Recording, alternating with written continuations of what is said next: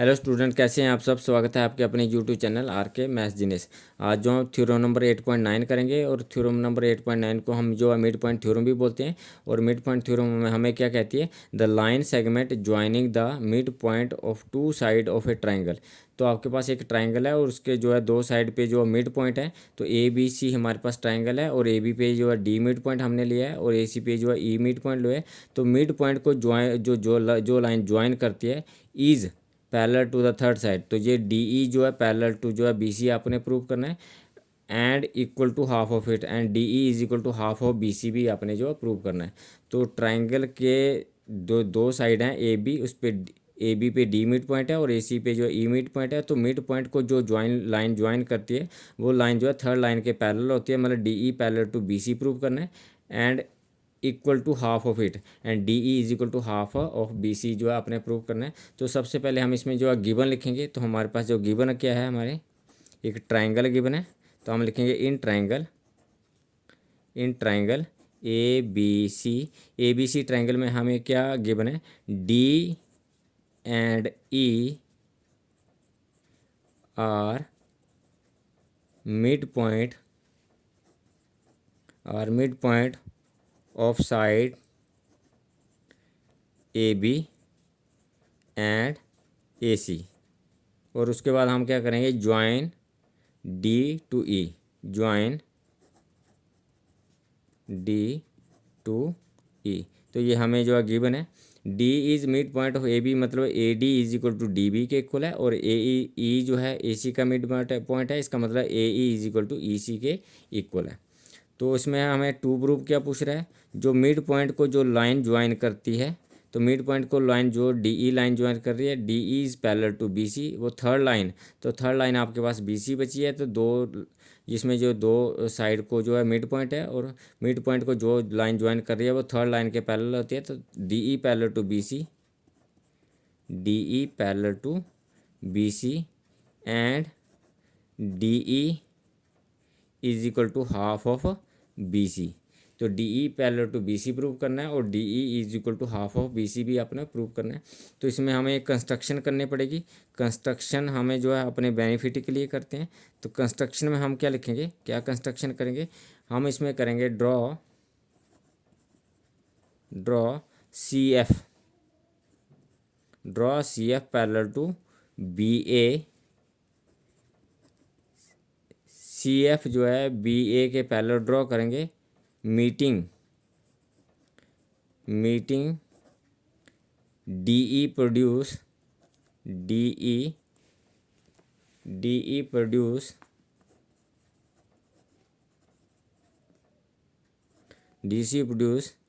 Eight point at F. इसका मतलब क्या हुआ, हम जो है सी एफ लाइन जो है बी ए के पैरेलल ड्रॉ करेंगे, जो डी ई को प्रोड्यूस करने पे जो है एफ पे जो है मीट करती है।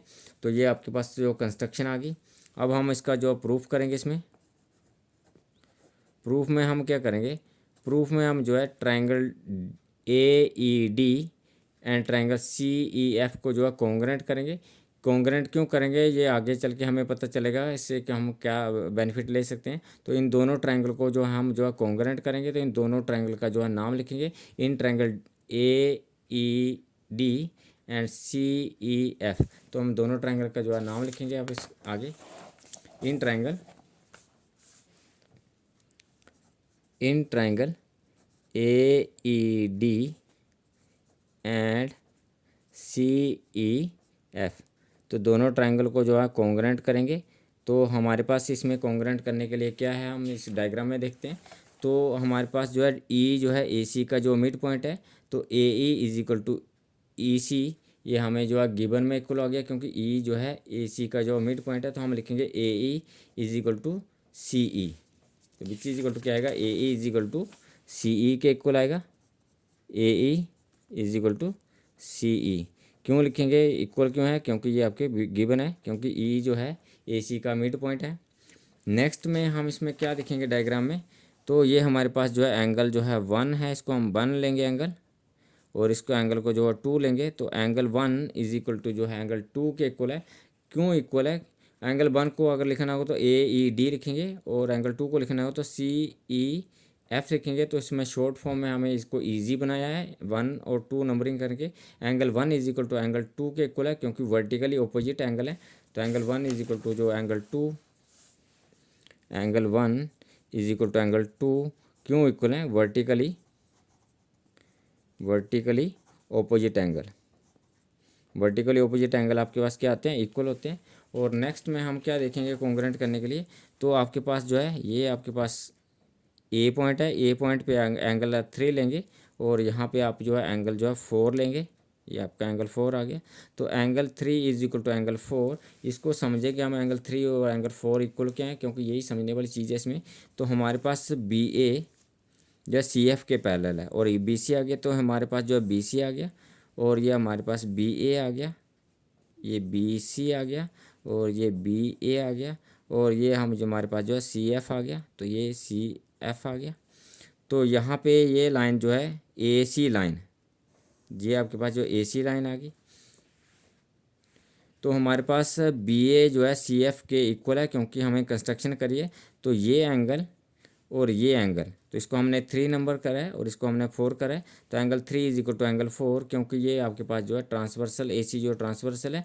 तो एंगल 3 और 4 जो अल्टरनेट इंटीरियर एंगल है, तो अल्टरनेट इंटीरियर एंगल क्या होते हैं? इक्वल होते हैं। तो ये आपके पास बी ए सी एफ के पैरेलल है और आपके पास ए सी ट्रांसवर्सल है। तो angle 3 is equal to angle 4 के इक्वल हो जाएगा, क्योंकि अल्टरनेट इंटीरियर एंगल है। तो angle 3 is equal to angle 4 के इक्वल हो जाएगा, क्योंकि ये आपके पास जो है अल्टरनेट इंटीरियर एंगल आ गए।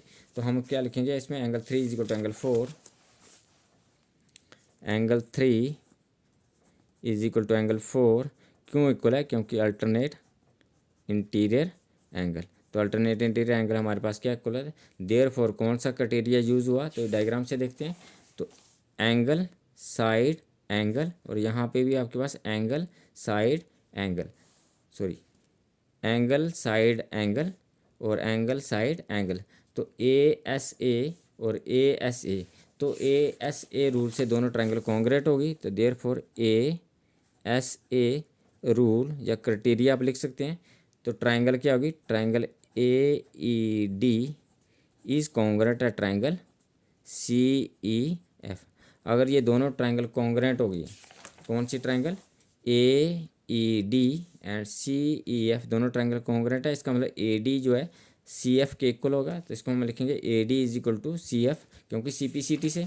तो देयरफॉर हमारे पास क्या आ गया? A D is equal to जो है सी एफ के इक्वल हो गया। रीजन क्या गया? सी पी सी टी से corresponding part of the congruent triangle are equal. What A D जो है इक्वल टू बी डी के इक्वल है। क्यों इक्वल है? क्योंकि ये आपके पास गिवन है। डायग्राम पे समझते हैं हम। A D is equal to D B, क्योंकि D is midpoint of A B, तो A D is equal to D B के इक्वल होगा। रीज़न क्या है? D is midpoint of A B, तो A D is equal to D B के equal होगा। तो यहाँ हमारे पास ए डी जो है बी डी के भी इक्वल है, ए डी जो है सी एफ के भी इक्वल है। तो इसका मतलब वो क्या हो गया? इट इम्प्लाइज, अगर ये आपके पास कॉमन साइड है तो इसका मतलब बी डी जो है सी एफ के इक्वल होगा। तो B D is equal to जो है सी एफ हो गया। What B A is equal parallel to, sorry B A parallel to C F के भी इक्वल है, क्योंकि हमारी ये कंस्ट्रक्शन है। डायग्राम पे देखते हैं इसको। तो बी ए जो है सी एफ के पैरेलल भी है, क्योंकि कंस्ट्रक्शन है। अगर B A parallel to C F है तो डी जो है ए बी का मिड पॉइंट है, तो बी डी हम इसको लिख सकते हैं B D parallel to C F. It implies, इसको हम क्या लिख सकते हैं? B D parallel to C F. और यहाँ पे हम देखते हैं, अगर आप उसको नंबर 1 करें और इसको नंबर 2 करें, तो जो पेयर आपने डायग्राम क्वेश्चन में पढ़ चुके हैं हम पहले थ्योरम में, कि जो पेयर आपके पास बी डी जो है सी एफ के इक्वल है और बी डी जो है सी एफ के पैरेलल है, तो जो पेयर इक्वल होता है वही पेयर अगर पैरेलल भी हो जाए तो वो आपके पास पैरेललोग्राम बन जाता है। देयरफॉर आपके पास क्या आ गया? B C F D is a parallelogram. It implies B C F D is a parallelogram. Reason क्या आएगा? Because same pair are equal and parallel. मतलब जो पेयर आपके पास इक्वल है वही पेयर जो आपके पास क्वाड्रिलेटर का पैरेलल भी हो जाए तो ये आपके पास जो पैरेललोग्राम हो जाता है। अगर ये A B C F D एक पैरेललोग्राम है अगर बी सी एफ डी एक पैरेललोग्राम है तो D F parallel to B C होगा और D F equal to B C भी होगा, क्योंकि पैरेललोग्राम की अपोजिट साइड जो है पैरेलल भी होते हैं और इक्वल भी होते हैं, इसलिए D F parallel to B C and D F equal to B C. तो हम इसमें क्या लिखेंगे, it implies D F parallel to जो है बी सी आ गया and D F is equal to जो है बी सी के इक्वल भी आ गया। और डी एफ अगर पैरेलल टू बी सी है, अगर D F parallel to B C है तो उसके ऊपर ही डी एफ के ऊपर ही ई पॉइंट भी आता है, तो इसको हम लिख सकते हैं D E parallel to B C. इसको हम क्या लिख सकते हैं, D E parallel to B C. It implies हम इसको लिख सकते हैं डी ई पैरेलल टू जो है B C and D F को क्या लिख सकते हैं, डी ई को क्या लिख सकते हैं, D E is equal to half of D F. और डी ई को क्या लिख सकते हैं हम, D E is equal to half of D F. तो D E is equal to half of D F.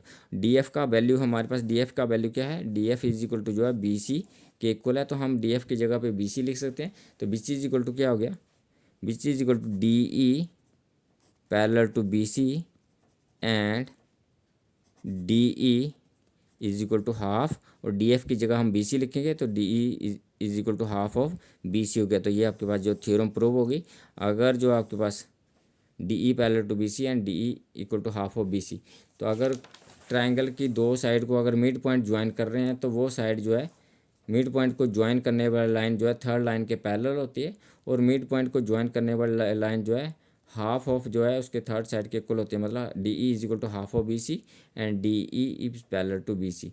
तो ये आपके पास जो है थ्योरम जो प्रूव हो गया है। तो thank you for watching me.